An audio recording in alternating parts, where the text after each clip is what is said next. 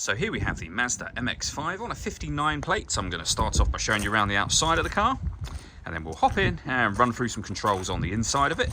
From the outside you can see it's a two-door convertible, of course, with those black alloy wheels.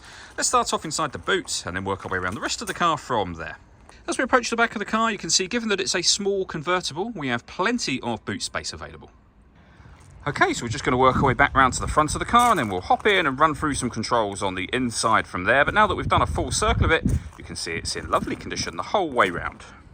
Just briefly before we climb in, I think it's well worth seeing the interior from this exterior point of view. There's plenty to run through on the dashboard, so let's hop in and we'll do that now.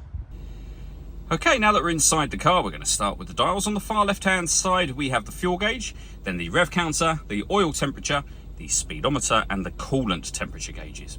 In the middle, you can see the total miles for this car, which are only 62,081, so very low mileage for the car's age.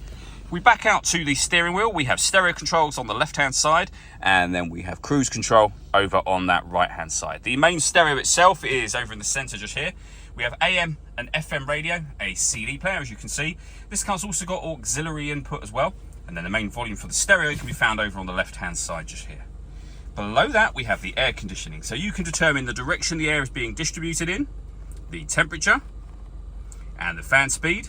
When you're happy with those settings, press that button to turn the air conditioning on. You can recirculate the air that's in the car. That's a great way of heating it up or cooling it down quickly depending on the temperature you set here. And if you wish to, you can turn this so that it's on auto. The car will now take control of the direction of the air and the fan speed to maintain the temperature that you've asked for, and you can override that whenever you wish to. We then have a 12-volt charging socket, our auxiliary input, heated driver and passenger seats just here, as well as a 6-speed manual gearbox. We then have the passenger and driver electric windows, and lastly I'll show you the controls for the roof. So firstly, up on here you have a release button which will release this catch. You can then pull this roof back manually, which I'll show you now. So it's as simple as that, and then it just clicks down in place just here. When you want to release the roof to bring it back up again, bring that catch up. The roof will then loosen itself, as you can see, and you can bring that all the way back into a closed position again.